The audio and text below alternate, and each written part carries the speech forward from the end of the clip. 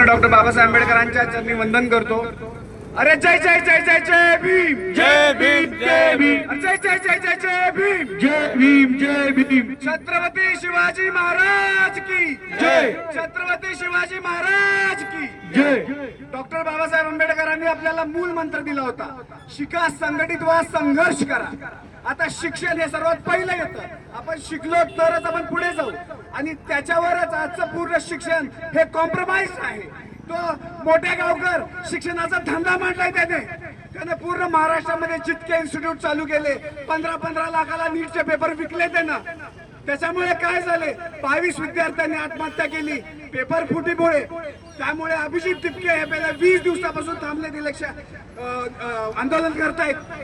सोनम वांगचुक गेल्या 20-22 दिवसापासून उपोषणावर आहेत। या सरकारला हेच हवं आहे की त्यांनी हे सोनम वांगचुक यांचा जीव घ्यायला उठलेत। त्यामुळे आपल्या सर्वांना आता ही लढाई हातात घ्यायची आहे। या देशातल्या जनतेला मी सर्वांना आवाहन करतो, इथून पुढे आपल्या सर्वांना ही लढाई पुढे घेऊन जायची आहे। मिरजेतून जास्तीत जास्त लोकांनी आम्हाला प्रतिसाद दिलाय, सगळ्या व्यापारी वर्गाचा मी सर्वांचा आभार मानतो आणि इथून पुढे वंचित बहुजन आघाडी पूर्ण ताकदीने पूर्ण सांगली जिल्ह्यामध्ये काम करणार आहे। जय जय जय जय जय भीम, जय भीम, जय भीम, जय जय जय जय जय भीम, जय भीम, जय भीम।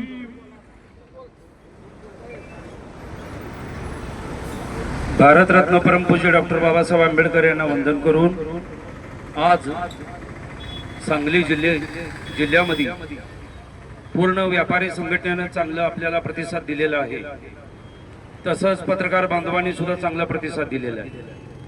सांगली जिल्ह्यातल्या सर्व नागरिकांनी सुद्धा चांगला प्रतिसाद दिलेला आहे। मिरज शहरामध्ये आज बाबासाहेब आंबेडकरांच्या पुतळ्यापासून या आंदोलनाला सुरुवात झाली आणि या आंदोलनाचा सांगता सुद्धा बाबासाहेब आंबेडकरांच्या पुतळ्यासमोर होतोय। वस्तुस्थिती अशी आहे की भारतीय जनता पार्टीचे जे का लिडरशिप आहेत, ज्यांना प्रत्येकाला एक एक विंग दिलेला आहे, त्या विंगाचा जो मंत्री आहे तो मंत्री अत्यंत भ्रष्टाचारी आहे।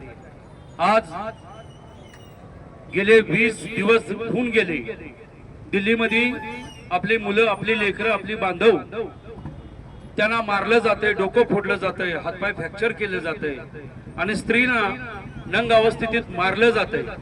हिच्यापेक्षा वाईट गोष्ट कुठली नाहीये।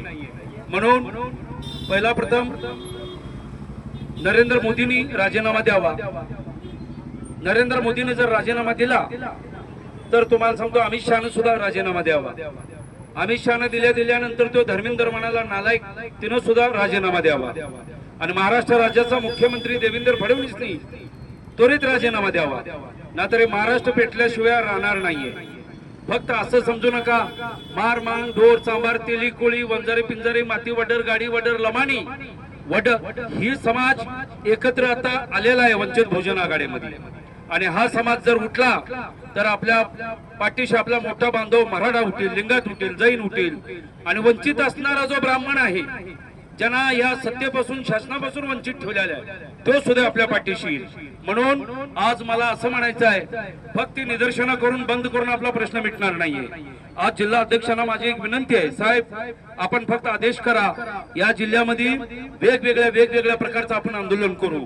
आज जर आपण सांगली जिल्हा बंद केला तर ही दुकानं परत उघडतील, उघडून दे, त्याबद्दल व्यापाऱ्यांच्या बद्दल आमचं काय तीव्रत्व नाहीये किंवा दुश्मनी नाहीये। आज वस्तुस्थिती असं आहे की व्यापाऱ्यांना वेळ मिळत नाही, त्यांची मुलं त्या उच्च शिक्षणापर्यंत शिकून देत, त्यांना वेळ मिळत नाही, त्यांच्यातर्फे आज आम्ही रस्त्यावर उतरलेलो आहोत। म्हणून व्यापारी संघटनेला या सगळ्या गोष्टी आम्ही पटवून दिल्यानंतर तिने आम्हाला पाठिंबा जाहीर केलेले आहेत। म्हणून मी व्यापारी संघटनेचा मनापासून आभार मानतो आणि इथून पुढच्या काळामध्ये आपला वंचित बहुजन आघाडीचा जो अध्यक्ष आहे नितीन दादा सोनवणे यांनी आदेश करावा, त्या पद्धतीने तीव्रता आंदोलन होईल, आत्मदहन होईल।